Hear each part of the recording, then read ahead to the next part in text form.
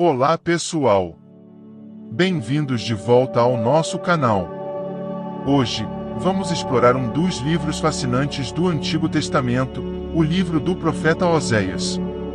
Vamos viajar no tempo até o reino do norte de Israel, onde Oséias viveu e profetizou, aproximadamente 200 anos após a separação de Israel do reino do sul, Judá.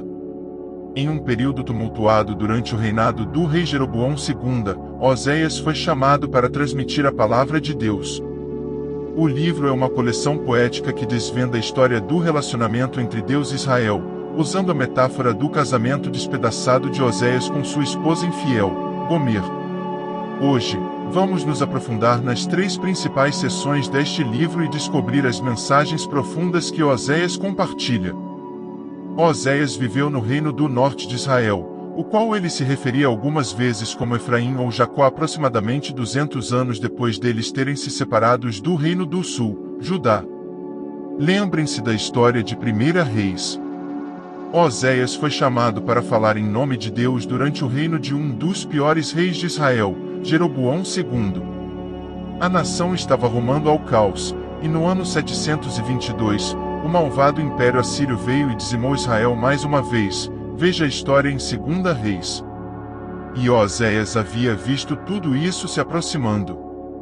O livro é uma coleção de seus 25 anos de pregações escritos, é basicamente todo em forma de poemas, e essa coleção inteira foi esquematizada para ter 3 grandes seções. Vamos nos aprofundar e ver como funciona. A parte inicial conta a história do casamento despedaçado de Oséias com uma mulher chamada Gomer, que comete adultério. Eles tiveram 3 filhos juntos e as coisas desmoronaram. O ponto importante é que Deus diz a Oséias que, apesar da infidelidade de Gomer, ele deve encontrá-la, pagar suas dívidas com os seus amantes e confiar seu amor e confiança a ela outra vez, e então Deus diz que tudo isso, o casamento despedaçado e reparado, os filhos, é tudo um símbolo profético que conta a história do relacionamento de Deus com Israel. Deus tem sido como um marido fiel para Israel, ele os resgatou da escravidão e os trouxe até o Monte Sinai onde ele fez uma aliança com eles. Ele pediu que Israel fosse fiel somente a ele, mas então ele trouxe Israel até a terra prometida, e eles pegaram toda a abundância que Deus os deu e dedicaram em adoração ao Deus dos Canaanitas, Baal. Então Deus tem uma razão legítima, ele poderia terminar a aliança e divorciar-se de Israel, ele pensa em fazer isso, mas ao invés, ele diz que irá buscar Israel novamente, e renovar sua aliança com eles. E ele diz por quê. É puramente por seu próprio amor, compaixão e fidelidade. Oséias então diz o que isso tudo significa, ele diz que as consequências da rebelião de Israel será a derrota iminente para outras nações e o exílio, mas há esperança para a restauração futura. Um dia Israel irá se arrepender e voltar a adorar o seu Deus e Oséias diz que ele irá enviar um novo rei messiânico, da linhagem de Davi, que trará as bênçãos de Deus. Então essa seção inicial introduz as principais ideias do livro. Israel se rebelou, e Deus trará consequências severas, mas o próprio pacto amoroso e misericordioso de Deus são mais poderosos que o pecado de Israel. Então, nas outras seções do livro, as poesias de Oséias exploram esses temas mais a fundo.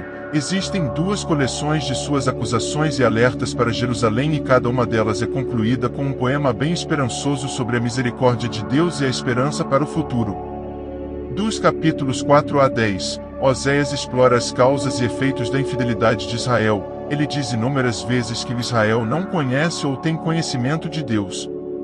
A palavra em hebraico para conhecimento, viadá, significa mais que atividade cerebral, ela descreve um conhecimento pessoal e relacional é a diferença entre apenas ouvir sobre alguém e conhecer alguém verdadeiramente.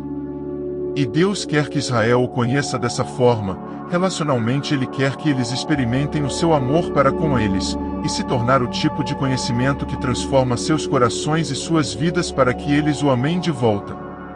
E é por isso que Oséias constantemente expõe a hipocrisia da adoração de Israel, ele constantemente mostra como eles estão quebrando os 10 mandamentos, como eles estão permitindo graves injustiças em suas comunidades, e então, eles vão aos seus templos sagrados e oferecem sacrifícios a Deus como se tudo estivesse bem.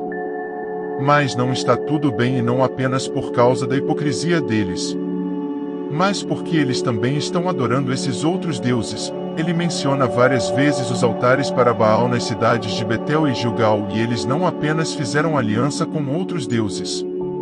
Oséias repetidamente acusa Israel de confiar nas alianças políticas com o Egito e a Síria.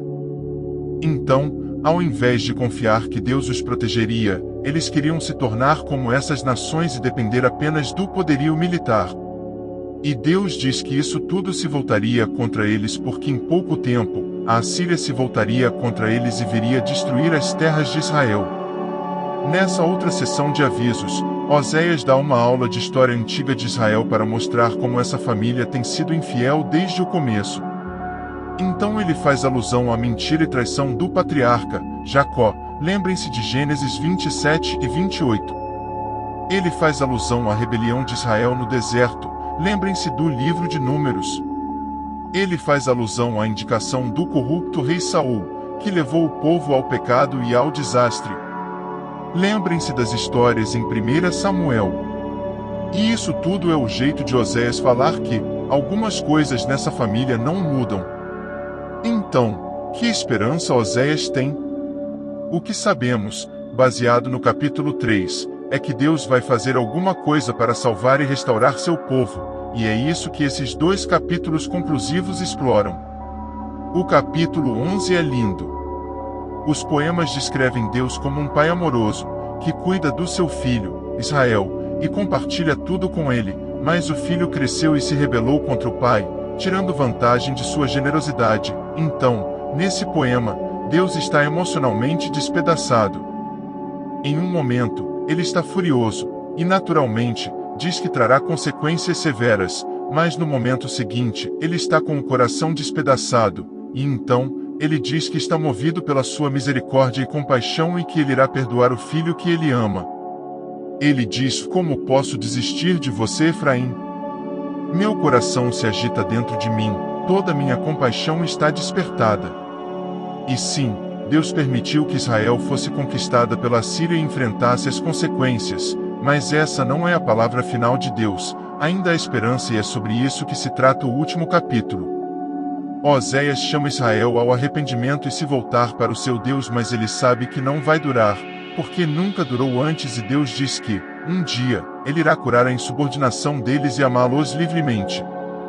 Deus continua e descreve essa Israel curada como uma árvore exuberante, que terá raízes profundas e amplas ramificações e oferecerá sombra e frutos para todas as nações. É uma imagem da promessa de Deus para Abraão e como Israel deveria se tornar uma bênção para as nações.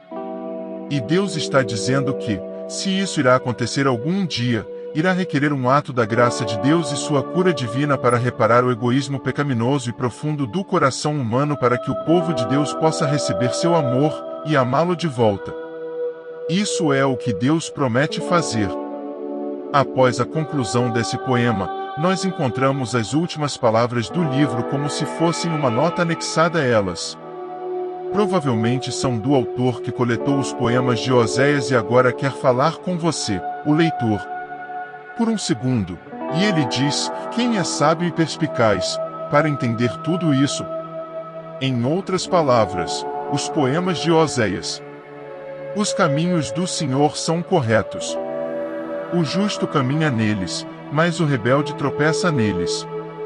Então, o autor quer que você saiba que as poesias antigas de Oséias para o norte de Israel não estão presas ao passado. Elas revelam verdades profundas sobre o caráter de Deus, seus propósitos e a natureza humana, e enquanto Deus deveria, e traz sua justiça sobre a maldade humana.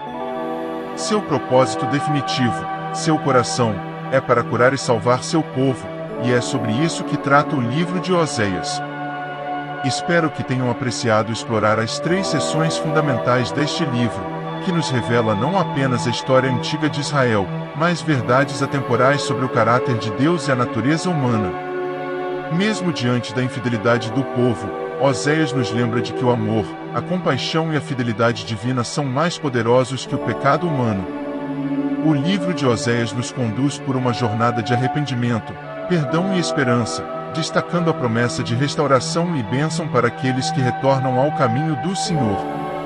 Então, como diz o autor ao final do livro, que sejamos sábios e perspicazes para compreender essas profundas verdades, pois os caminhos do Senhor são corretos, e neles encontramos não apenas justiça, mas também a oportunidade de cura e salvação. Obrigado por nos acompanhar, e não se esqueçam de deixar seus comentários e sugestões para os próximos vídeos. Até a próxima!